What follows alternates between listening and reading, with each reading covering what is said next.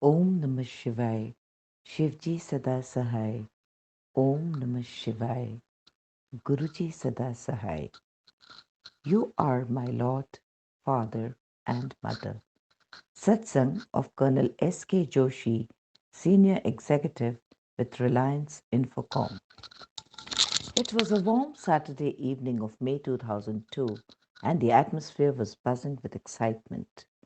We were going on an excursion with Guruji to Ramgarh, a place around 21 kilometers from the hill station of Nainital, where a devotee had a resort. Everything was in readiness. Luggage had been packed, two buses and a few cars were stationed outside the Empire Estate gate. On Guruji's signal, the Sangat got inside the buses, with Guruji himself getting into one of them. There was a brief scramble as devotees tried to get into the bus Guruji was traveling in. Then the buses rode and the trip was on. We were at Raigad at about 2 p.m. the following day. After washing up and having lunch, we sat down in the resort's garden, waiting for Guruji to come out.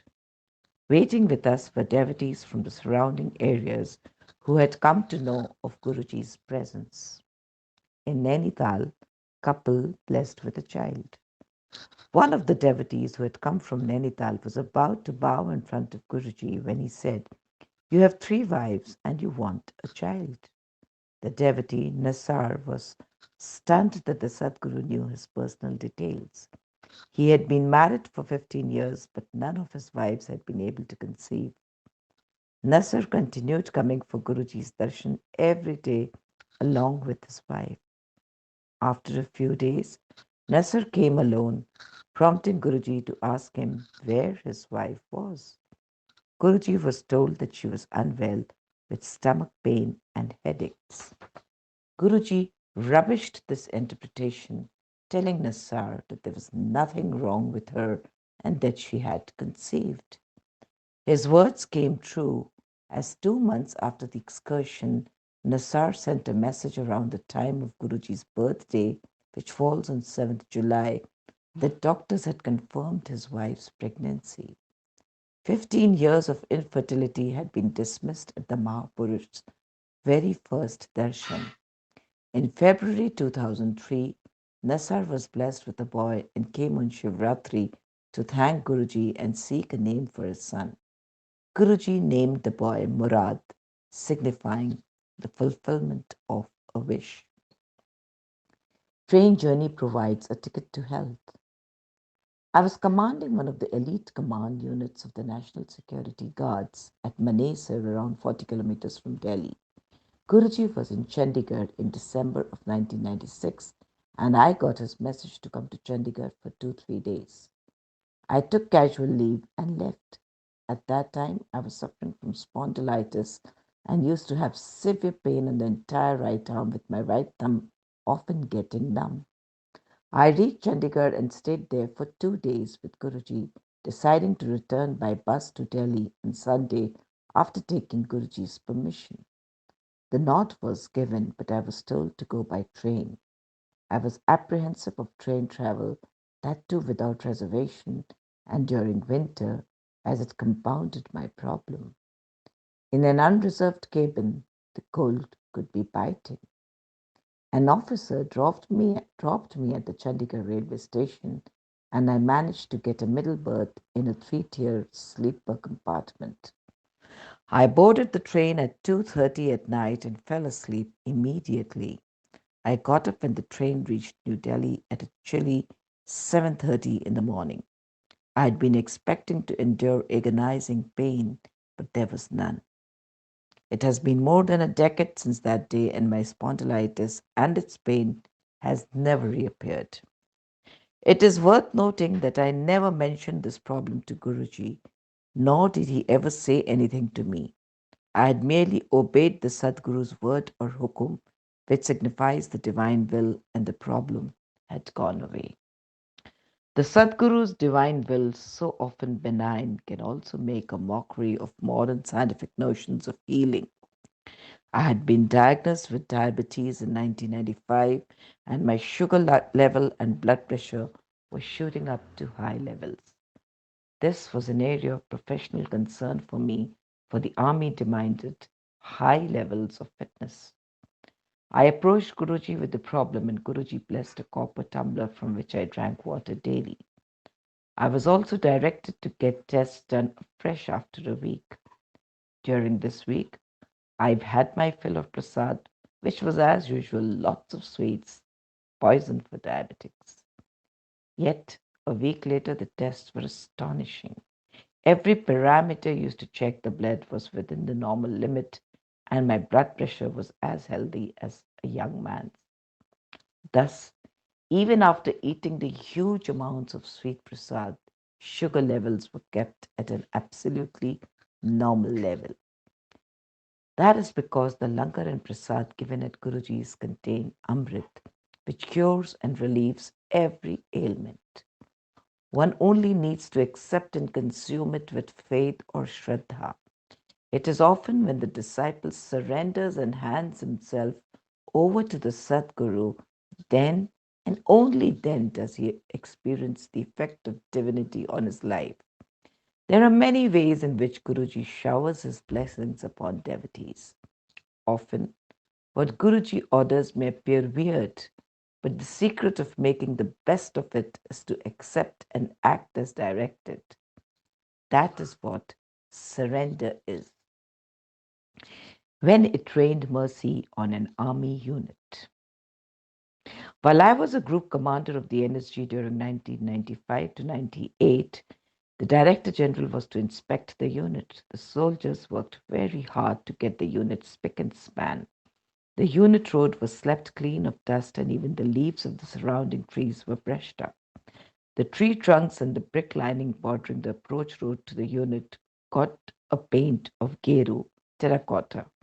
The entire unit was ready for the inspection and hoping to get a shabash, well done, from the Director General. On D-Day, I was driving up from Delhi to Manesar at 7 in the morning. It started raining. Then it turned torrential. By the time I neared Manesar, I could not help but be dejected. All the labor the unit boys had put in would get washed away. I prayed to Guruji that this not happen. I was amazed as I entered the unit gate. The unit ground showed no signs of rain.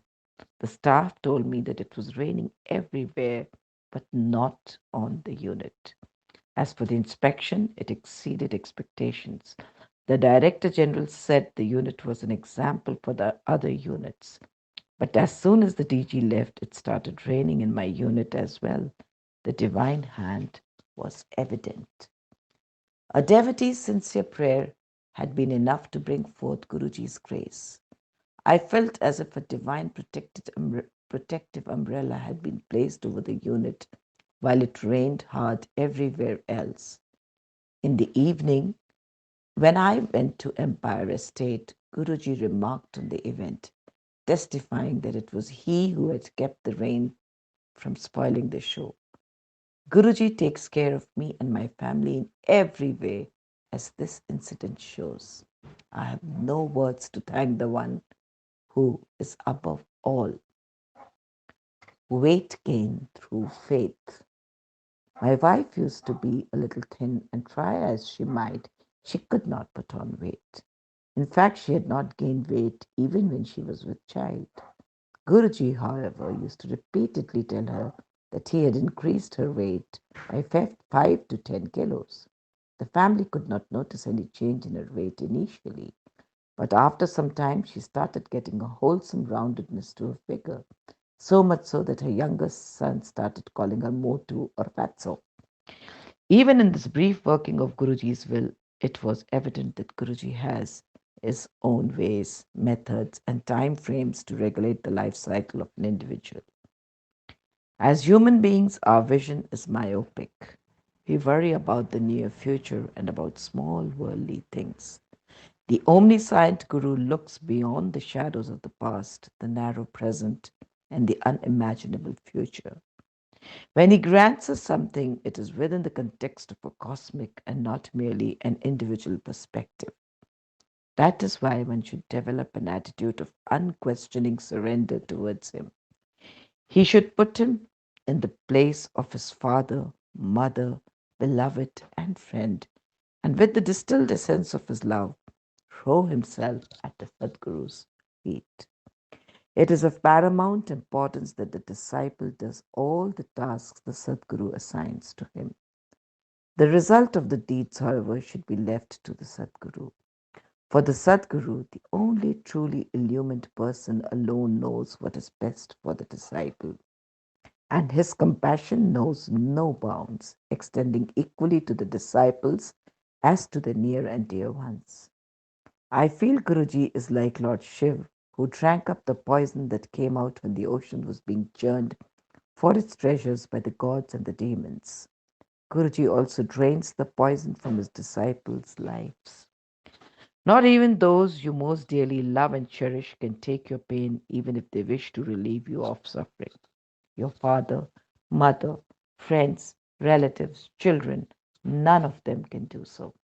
The Sadguru can even bestow life on you, and only he can be truly yours. A stanza from the Ramcharitmanas puts it aptly. मोरे प्रभु तुम गुरु पितु माता जौन कहाँ तजी पद जल जाता. My Lord, you are my Guru, Father, and Mother. Where else can I find solace but at your feet? My niece is cured of depression. My niece Bhavna, who lives in Jaipur, was in very bad shape. She had been admitted to a local hospital and was in the DI list. My sister called me up while I was driving to Guruji's at Empire Estate. She was in tears, but I had no opportunity to tell Guruji of the problem. After most devotees had left, Guruji sat down in the hall and began saying that he was not feeling well. I felt that since Guruji was unwell, he should not be told anything. But I was surprised when he started describing Bhavna's symptoms to me. He told me to get a particular medicine from the All India Institute of Medicine, New Delhi. It was 1 o'clock at night, and I returned in an hour with the medicines in hand. Guruji told me to throw these in the dustbin and asked me to take my wife to Jaipur for a day and return. In the morning, I rang up my sister and learned that Bhavna was a little better and would be discharged by evening. Though her problems had disappeared, Bhavna was still depressed.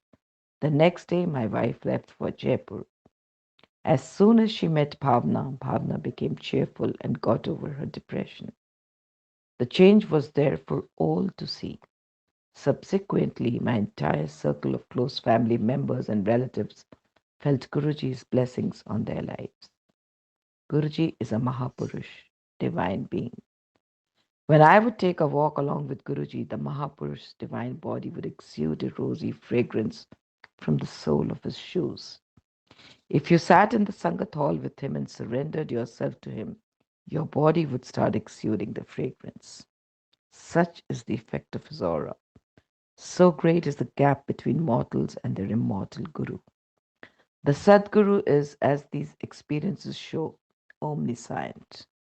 His presence is felt at a number of places at any instant of time. He repeats the conversations which a husband has with his wife when the couple is miles away from his physical presence. One finds that the sacred literature of this country is but a brief commentary on his oceanic being. As a stanza from Ramcharitmanas says, Binu pak chalehi sunahi binu kana, kar binu karam kare vidhinana. Walks without legs, hears without ears, works without hands. The Lord does all. Anantam Shukrana, Guruji Maharaj.